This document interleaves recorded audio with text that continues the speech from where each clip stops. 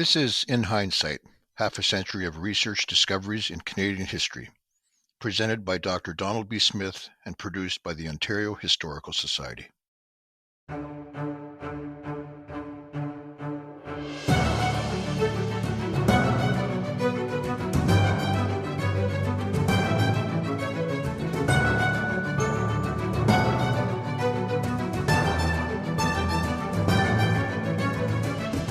A great pleasure today to speak about episode 18, Lester Pearson. And now it's coming into my consciousness because I can certainly remember when he was Prime Minister, 1963 to 1968, and many, many memories of those years. Of course, he was absolutely world famous because of his skills as a diplomat, Canada's most famous diplomat, really, who engineered the extremely difficult situation in Suez in 1956, effectively helping to avoid World War, another absolutely incredible contribution. But today I'm not looking so much at his work as a peacemaker, which is well known. Instead, I'm interested in really his administration as Prime Minister, in particular on with the First Nations. And in a way, this episode is a continuation of my book, which came out 2 years ago, Seen But Not Seen, which looks at how influential Canadians, non-Indigenous Canadians, miss the importance of Indigenous societies and cultures. This is, in a way, another chapter of the book because it looks in depth at one individual and his blind spot towards the First Nations. An extremely inspiring individual, but very much typical of his times. And there's nothing this is just typical behavior, conventional attitudes of the time. At the same, and in doing this review, I want to make that quite clear. It's not any condemnation, certainly not at all. It's just trying to explain a mentality. And we've done this before, so it's a continuation of that theme. At the same time, there were some bright spots in his perception of the Indigenous peoples, and I'll touch upon them, the ones that I could identify. What is a joy with this topic is the literature. You have the 3 volumes of Pearson's memoirs, which is particularly the first volume, is a delight. He had passed away for the volumes 2 and 3, and they were done by others, assembled from his notes. But even they are good too. And as well, we've got excellent biographies, particularly the 2-volume study by John English, professor, former MP, and very prominent historian. These are very helpful. Also, famous Peter Newman. He did a contemporary study of the Pearson years. That's useful. And Andrew Cohen, I like very much his short biography of Pearson. So I come in with good background on this one, good backup material. But the issue is, where are the First Nations? In the secondary literature, they're not prominent at all. So that's what I'm going to try and do. Try to bring it out, try to flesh it out. And I pass the baton to younger scholars to take it up and do other prime ministers as well. So here's my shot at it. Lester Pearson and Indigenous Canada. Well, we know Pearson's accomplishments. Well, of course, was Canada's most famous diplomat, without question. Secondly, his domestic achievements, because he was Prime Minister for, 63 to 68, and yet so much was done. The Canada Student Loan Plan, the Canada Pension Plan, a new national flag, a colorblind immigration policy, Medicare, bilingualism. It's extraordinary, the accomplishments of this prime ministership. Yet, once again, Pearson's record in Indigenous affairs awaits critical review. And that's, once again, the curse of the university instructor, repetition. That comes from the classroom. But I think that point's made. We're going to look at the Indigenous side right now. But at the outset, let's accentuate the positive. 3 initiatives of Pearson's come immediately to mind. And under Pearson's watch, for example, the first major development, in my opinion, was his appointment of Roger Taillé, from Manitoba to the cabinet. He became Minister of Veterans Affairs. He was had a distinguished record in World War II, and Taillé from St. Boniface, Manitoba, he became a cabinet minister. And he is the first self-identified Métis member of the federal cabinet. That's impressive. Secondly, it was under Pearson's watch that the federally appointed Hawthorne Commission in 1966 produced the first of 2 volumes of a survey of the contemporary Indians of Canada, economic, political, educational needs and policies. This is a landmark study, very, very important. And it has a very pro-Indigenous tone to it. Although, surprisingly, it made no reference to treaties. So you can see how far we've advanced in the last half century. Treaties now are given the importance that they deserve. Well, the Hawthorne Report demonstrated that the First Nations suffered from poverty and unemployment, and for the first time suggested that separate self-governing Indian communities might persist indefinitely. In short, backing away, this is the Commission's report, backing away from this assimilation slightly. After the publication of the report, the Prime Minister committed his government to revising the Indian Act after consultation with the First Nations. Well, Pearson, of course, resigned, and his successor, Pierre Trudeau, took a different stance. And that will be, we still have episode 19. I won't preempt myself. The third contribution that Pearson made was he helped the First Nations financially to build a pavilion for Expo 67 to tell their story to non-Indigenous Canadians at the World's Fair. And that certainly opened up my eyes, and that of many others, those of many others. It was a really, really contribution to those 3. However, that being said, there's the tip of the hat. Now, that being said, overall, his administration appears uninspiring with the relationship with the First Nations. And the reason? Let's try. And as I say, this is very tentative. I wait for a young scholar with vim and vigor to get at this. Indigenous or non-Indigenous, whatever. Just go at this. Because what is the explanation? And it explains a whole age. It explains not just Pearson, but his whole generation and those before him of non-Indigenous Canadians. Well, in short, Indigenous affairs were not a priority for this young man who'd grown up in small Ontario towns, where his father, a Methodist minister, had served. The reason for this is in Pearson's youth, the percentage of Indigenous Canadians, of First Nations, had declined. So it was First Nations were 2% of the total Canadian population when he was a young man. And from the perspective of most non-Indigenous Canadians, they were invisible. They lived on reserves as wards of the Crown under Indian agents, and many non-Indigenous Canadians, if they gave them any time at all, believed they were dying out.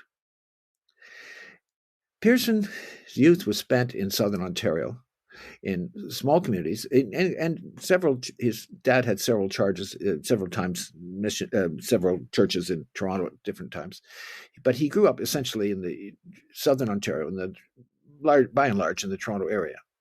And as a young man, he would learn nothing about the cultures and histories of the Indigenous groups. That is clear. I said the same. I had the same experience.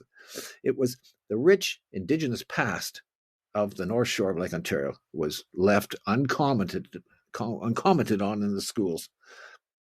It was 11,000 years old, and it was missed. The whole storyline was missed. In the episodes on the Mississauga, we've covered that, and it's just what an omission it was. He didn't have any background in this at all. Didn't know about the treaties in the Toronto area. They were unknown. Well, Pearson was a good student. He really was. And he was actually a good athlete as well. And really, his interests really were athletics, certainly at university. He went to Victoria University and the University of Toronto. And we've covered Victoria already. We did so in the last episode. He went there he entered just before World War I. World War I broke out. And, well, he wanted to serve. and he enlisted. He went over, he went first to Greece because there was a British, and Canada, of course, is allied with Britain. He was in hospital work there, stretcher carrier, and he went first to Salonika in Macedonia, in Greek Macedonia. So that was quite an experience. But he wanted really to get to the front. So he asked for a transfer and was sent for officer training in England. There was an accident, though. He was obliged to come back to Canada. So, but he wanted to be a flyer as well, and he took some preliminary training. But this happens. This accident prevented him from continuing on. So he came back to Canada, and briefly goes back to Victoria. Incidentally, he was given a credit for 1 year by going overseas, and when he returned, he was given an accelerated course. So he was able to finish his university in just an abridged final year, and he was very good in history. Well, after graduation, he looks around, several career opportunities, one being in business, but including a stint in Chicago. But in meatpacking business, it just didn't work. It wasn't his thing at all. He was able to hear about a scholarship. The Massey Foundation had paid for expenses of Canadians, very talented ones, to go to Britain to study at Oxford, and he got that. So that's a fork in the road, and he takes it and begins to prepare to be a history prof. He studies at Oxford. He's given an offer by Toronto. He was a good student, and came back to Victoria and to University of Toronto, and there he begins his teaching. He's got the equivalent of an MA, and begins work.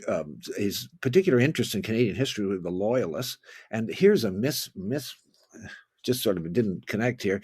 He was interested in the United Empire Loyalists who came up after fighting for Britain in the American Revolution, and unfortunately, he didn't finish it, but it was an opportunity to learn about First Nations because the Six Nations had fought for Britain, Joseph Brant, and he could have easily entered into the Aboriginal world with that, but he didn't. He didn't continue. The scholarship was not his thing. He loved sports, but and coached teams and stuff and whatnot at UT, varsity teams. And he was a competent teacher and all, but his heart was not in the research side. An opportunity came out which was far more engaging to this extrovert, and that was the beginnings of foreign affairs in Canada. It was called the Department of External Affairs at that time. There was an opening, and he wrote the exams, and he did very well. So he was invited to go to Ottawa. He entered the diplomatic service, works his way up very quickly. He's a good problem solver, and he's very, very, people like him. He's very, very affable, social, and lots of interests, very strong in sports, good conversation. He advanced quickly, becomes a very key figure in the High Commission, Canada's High Commission in London in the 30s. Now, the closest he came to Indians, First Nations people, actually, in his early days in some respects, was England, because there, the High Commissioner the High Commission in London was in touch with the developments that were occurring because of Grey Owl. Grey Owl was taking England by storm, and so he would have known a great deal about Grey Owl. Of course, we did him as well in an earlier episode. It's kind of funny. But he doesn't know First Nations, doesn't know Indigenous world at all. And now he's in England and High Commission, and really involved in League of Nations work, very high level diplomatic work, and the war is approaching. And he becomes very, very concerned that it looks like there will be another world war. So he's so distant in England from these realities, and unfortunately misses a very important conference. And in the text, we always have the text as well as the audio with the episodes. And in the text, I explain this important conference he was not able to attend. It's a conference of the University of Toronto and Yale University about the North American Indian today. And it is revolutionary because it included Indigenous people for the first time. Indigenous scholars were invited from the United States and Canada. And they meet from 4th of September to the 16th of September, 1939. It is really, really good. And the point being, the Americans are way ahead of the Canadians, and they bring forward the argument that the goal of assimilation is passé. It's a terrible goal, and the culture should be supported instead of erased. This was John Collier. He was in charge of Indian affairs in the States at the time. Very advanced thought. Well, in Canada, it doesn't really take. This is a different approach, and Canada holds tight to the assimilationist formula. Opportunity is missed. Oh, in contrast, the United States, such a just total contrast to the inactivity, to the lack of action on the Canadian side. An American official, one of Collier's key assistants, attended the Toronto conference, and he wrote of the Canadian delegation, "A more tight-lipped defensive group I've never encountered. They had no problems, knew all the answers, and the Indians were doing beautifully." So, well, it was very disappointing. So, but anyways, Pearson, if he had been in Toronto, of course, this is the ideal. We're interested in his knowledge of Indigenous Canada. This would have been a great opportunity, but he's not. And what happens is the conference starts on September the 1st. 3 days later, Britain declares war on Germany because of Germany's invasion of Poland. And the war is on. Canada joins 1 week later. So nobody hears this conference. The results, absolute disaster in that respect. Toronto media paid no attention, or perhaps just a line or two, that's all. But with the invasion with the beginnings of hostilities with Germany, and then the Soviet armies cross into eastern Poland on September the 17th, and Poland and Russia divide up Poland. It's a terrible time for Britain's major ally after the fall of France, and terrible till June of 1941, when miraculously from our side, Operation Barbarossa, Hitler overextends, invades the Soviet Union itself, breaks this pact he's made with Stalin, and it's just too much. The Nazi Germany cannot conquer. It's too much to the huge Soviet Union to take. So the war takes a turn, and this is all what Pearson is involved with. Is so distant. We must be understanding that Indigenous things are a million years away from his mind at this point. This is the life and death of democracy is at stake. Mr. Pearson in England, obviously preoccupied, horrific events are taking place. Meanwhile, in Canada, a young professor, English professor at Victoria College, has become interested in First Nations. She has a cottage near the Perry Island First Nation, or Saxon First Nation, and these are Anishinaabe. And she knows them. She's concerned about their condition. She contacts a friend who's just come to the University of Toronto from McGill, and Eileen Ross is her name, a sociologist. She asks Eileen, what's going on with the First Nations? Are there any intellectuals that can help with information about their situation today? And Eileen has several contacts. She includes John Humphrey, a young law professor at McGill, and asks him, what about First Nations? What can be done? And this is a classic example of the ignorance, really, of First Nations issues at this time, because John Humphrey, very concerned about human rights and interested, he replies, he's interested in the Indian problem, but John Humphrey's replies, he knows nothing about it. Now, here's the extraordinary development, the extraordinary piece of information. Only 5 years later, Professor Humphrey would write the original draft of the United Nations Universal Declaration of Human Rights, which changed international law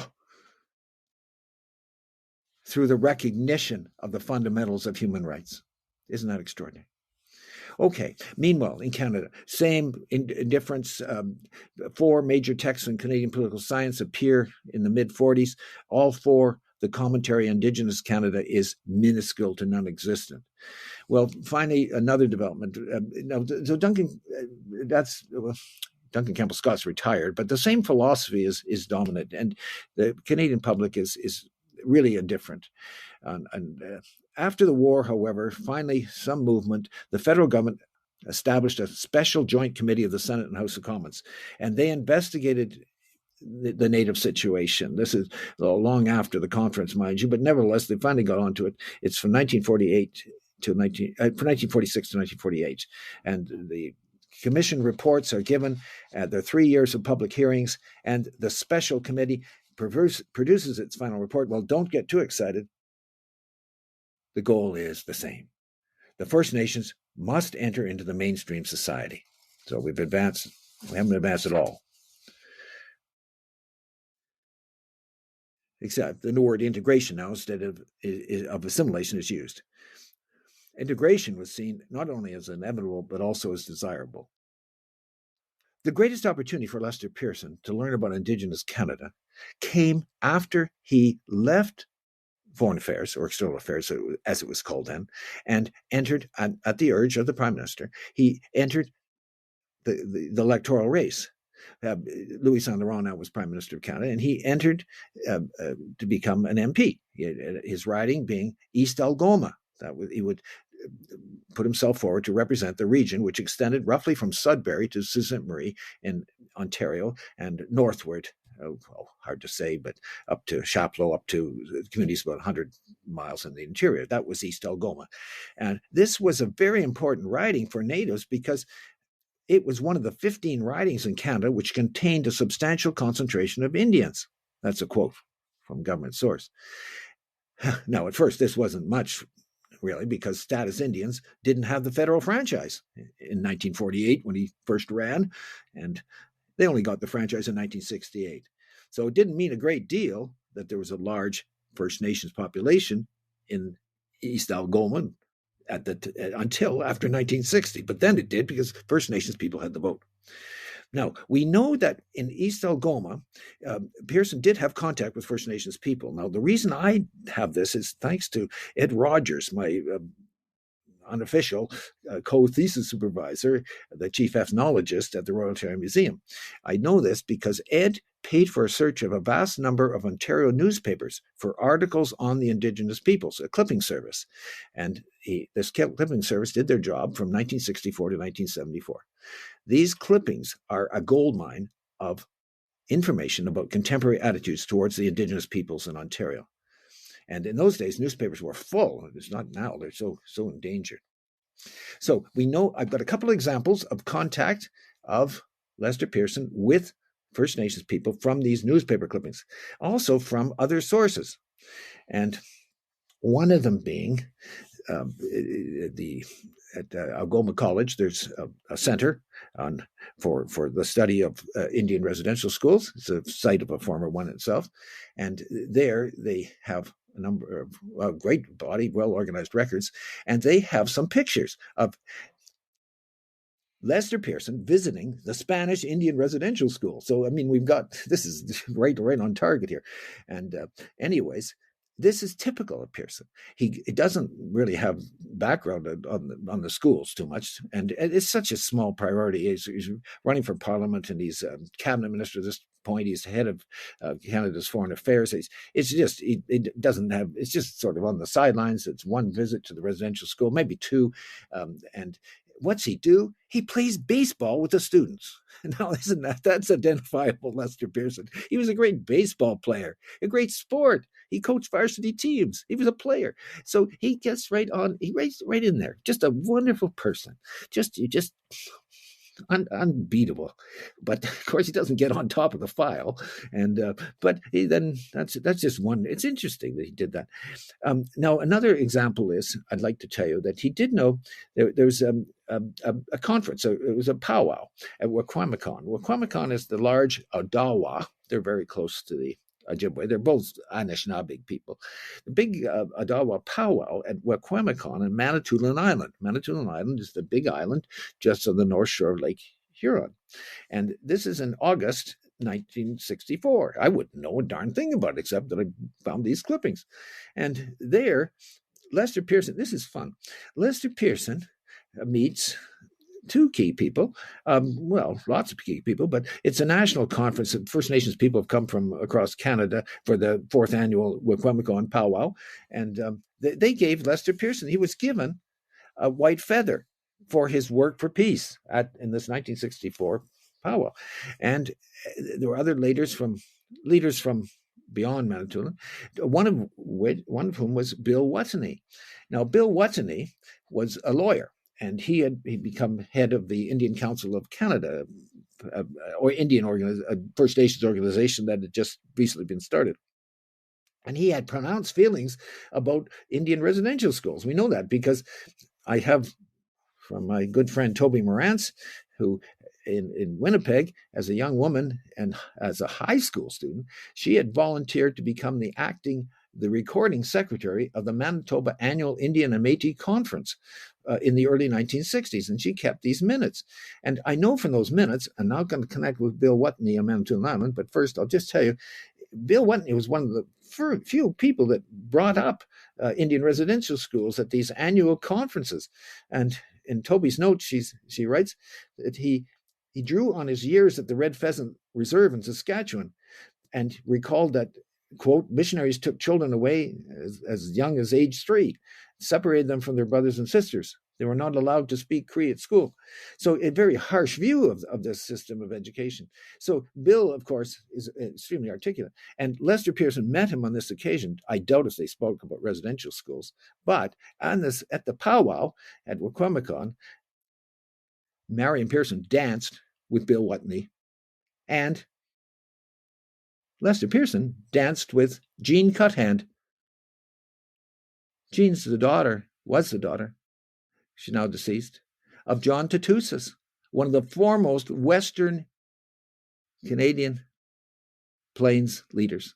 It's incredible. I knew both of them, and a privilege to have had that experience. So, anyways, it's Lester. He's there. He's just fits right in like a hand in a glove, but he doesn't know the content. Well, the 1960s are an important decade for the Indigenous peoples. They're leaving the reserves, particularly in Western Canada. They're coming into the city because they're migrating to urban centers in search of jobs, housing, and schools for their children. Now, the federal officials, they caught up on this. That was perceived. And subsequently, many Indigenous friends of the Indigenous peoples wanted to accelerate Indian integration and work to end Indian poverty and alienation. Their emphasis was on economic and social development, but they did not concentrate on the cultural aspect, and that was ignored. And the neglect, of course, is the problem. Now, Lester Pearson, just an example from the clippings. Again, these wonderful clippings. There's an example of why this lack of knowledge about cultures and history and whatnot is so detrimental. In World War II, arbitrary measures have been enacted to seize reserve lands. For example, the federal government in 1942 decided it needed a military training base on Lake Huron and invoked the War Measures Act to expropriate Ontario's Stony Point Reserve to establish Camp Ipperwash. The Stony Point people now had to live on the territory of their Kettle Point neighbors. Well, all this is done in 1942, but it lingered on. The people protested this. This was only to be temporary. The land was to be handed back. The military base would be closed. The land returned. And it hadn't happened. It still hadn't happened in the mid-1960s. And there's a clipping which shows Lester Pearson with the MP for the area discussing this and deciding that something indeed should be done. But the several hundred acres where now was a cadet training camp, that should be retained for the moment. And so it just shows you that, unfortunately, that was an aggravation. And it's not Pearson's fault, not at all. It's the systems. That sore was allowed to fester. And in 1995, the Ojibwe, the Anishinaabe protesters occupied Ipperwash Provincial Park in southwestern Ontario with the intent to reclaim the disputed Indigenous land. So that's a heavy, I'd love to see more work done on that. I can't do more than just cite to you the clipping. Now, another opportunity of learning, that is at Trinity College. That's the college I attended. A club, the Encounter Club, organized a conference they'd done one in Africa a couple of years before. And in 1966, It organized a conference on North American Indians, on the Canadian Indian. It was held 22nd to 24th of January 1966. Yours truly was in second year. I wish I could claim I was a heavyweight organizer of it. I wasn't, but I sure learned a lot from it. The conference was Ian McKenzie, an Anglican minister, really led the assault on that one, organizing it. Terrific job. He had good contacts with the First Nations, and he organized it. A club, the Encounter Club, came behind him. Many people signed up. Michael Ignatieff was the first year at the time. He signed up to handle press relations. Other people, the Encounter Club members, put their shoulder to the wheel, and it attracted people. Were invited. Senator Gladstone, Hugh Dempsey's father-in-law, Hugh Dempsey, previous episode, he was there. Gilbert Montour, a famous Six Nations scientist, was there, a renowned expert in mineral economics. Others, Harold Cardinal, a student, was there. Famous career in Indian politics much later. Stan Mackay, later a moderator of the United Church, from a First Nations person from Manitoba, was there. Incredible cast. Basil Johnson attended. Fred Kelly, Grand Chief Emeritus of the Anishinaabeg Nation in Treaty 3. My goodness, a who's who. With entertainment at night. Howard Sky, dancers from the Six Nations. This was an extraordinary conference, and really so commendable. Who was going to be the banquet speaker? It was going to be Lester Pearson. Unfortunately, though, and it's easy to understand, December the 20th, he had to decline because of all extraordinary other commitments.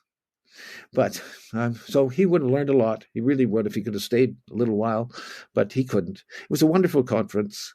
About 250 non-Indigenous university students attended, and 60 Indigenous students and members of the public. It was really a great contribution.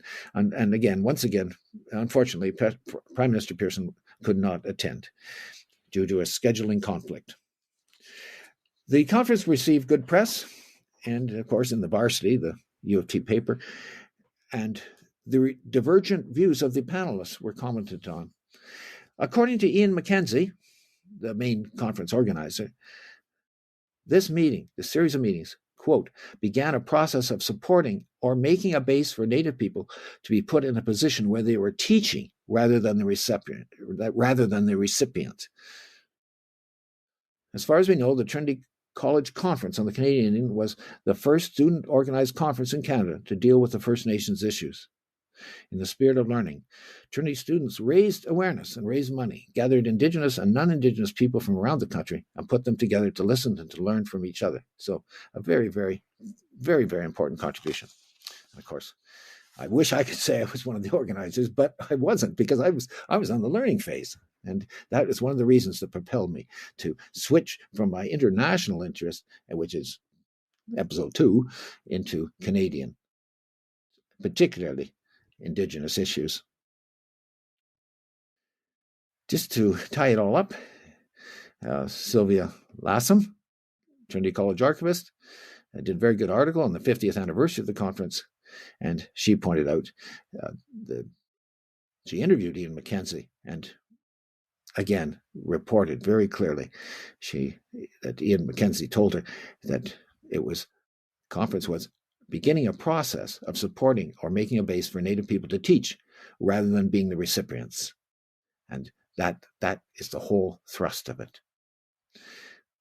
So Lester Pearson, overall, wonderful secondary literature, his wonderful memoirs, great material to digest, to study, but just that one missing element. And it's not his fault. It's the whole generations. They didn't get on top of First Nations issues, of Indigenous issues, and we're paying the price of it now. And hopefully a new page has been turned in this new age of reconciliation. Thank you.